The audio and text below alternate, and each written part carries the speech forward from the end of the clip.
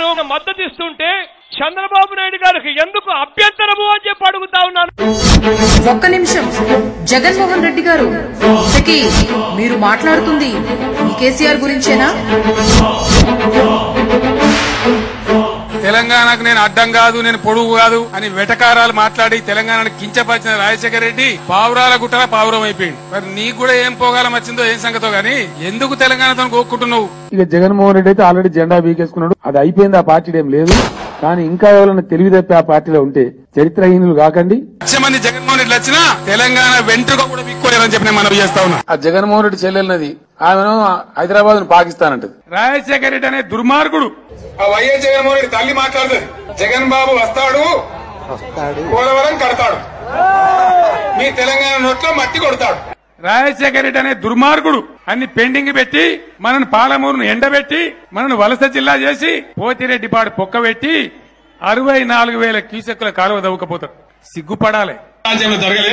కొడుకేమో ఓబులాపురం గనులు రాసిచ్చిండు, 500 గనులు. బిడ్డకు ఇలా తిరుగుతున్నగా ఖమ్మం జిల్లాలో ఉన్నటువంటి తెలంగాణ ప్రజల హక్కైనటువంటి అత్యంత విలువైన ఇనుప ఖనిజం ఉన్నటువంటి బయ్యారం 1,47,000 ఎకరాల భూమిని అల్లునికి బిడ్డకు రాసిచ్చింది రాజశేఖర రెడ్డి. ఏ రాజ్యం యొక్క పుణ్యం ఇది?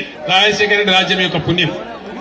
జగన్మోహన్ రెడ్డి చేసిన దందాల పుణ్యం ఇలా మొత్తం ఐఏఎస్ అధికారుల గౌరవం పోయే విధంగా వాళ్ళందరూ ఇలా జైలు ఉండే దుస్థితి ఏ రాజ్యంలో వచ్చింది? మంత్రులు జైలులో ఉన్న సంఘటనలు గతంలో చూసినామా? మంత్రులు ఐఏఎస్ అధికారులు జైలులో ఉంటారు. ఇలా రాజన్న రాజ్యం ఫలితం.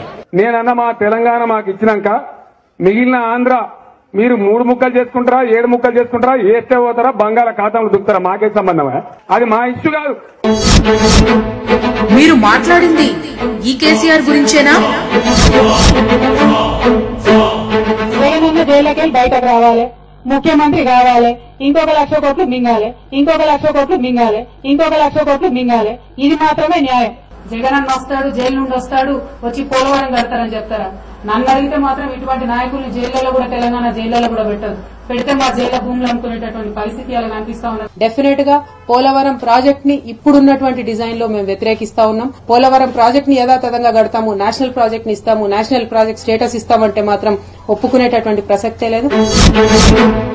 మీరు మాట్లాడింది ఈ కేసీఆర్ గురించేనా? అవినీతి లేని సమాజం కావాలంట జగన్మోహన్ రెడ్డికి. నీతివంతమైన రాజకీయాలు కావాలంట, విలువలతో కూడిన రాజకీయాలు కావాలంట. నేను అడుగుతా ఉన్నా జగన్మోహన్ రెడ్డి గారిని, మీ డిక్షనరీలో ఏమైనా వేరే మాటలు, వేరే అర్థాలు ఉన్నాయేమో నీతికి, విలువలకు గాని.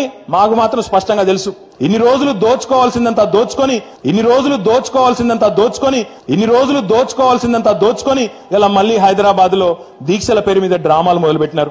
తెలంగాణలో అవసరమైతే మత చిచ్చు పెట్టి, మత ఘర్షణలు పెట్టైనా సరే 100 సంవత్సరాలుగా కలిసి ఉంటున్న హిందూ ముస్లిం సోదరుల మధ్యన ఆ కుట్ర వెనకాల ఉండి చెంచల్గూడ జైల్లో ఉండి వాళ్ళ కథ, స్క్రీన్ ప్లే, దర్శకత్వం వహిస్తున్నది ఖచ్చితంగా వైఎస్ జగన్మోహన్ రెడ్డి.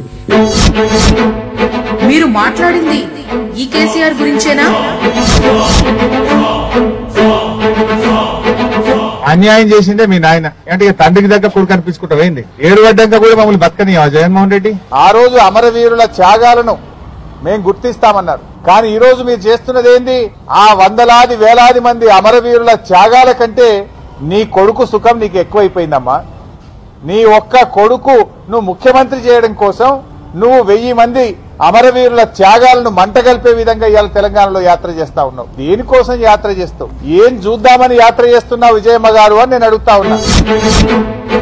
మీరు మాట్లాడింది ఈ కేసీఆర్ గురించేనా? మానుకోట మార్మ హోమం గుర్తుందా జగన్?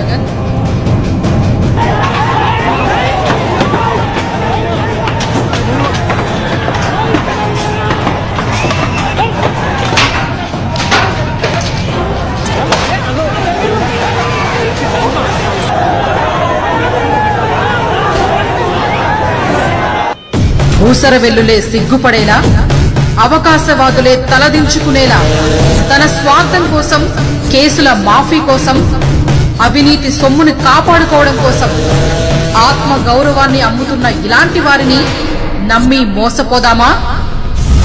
ఆంధ్రుడా ఆలోచించు.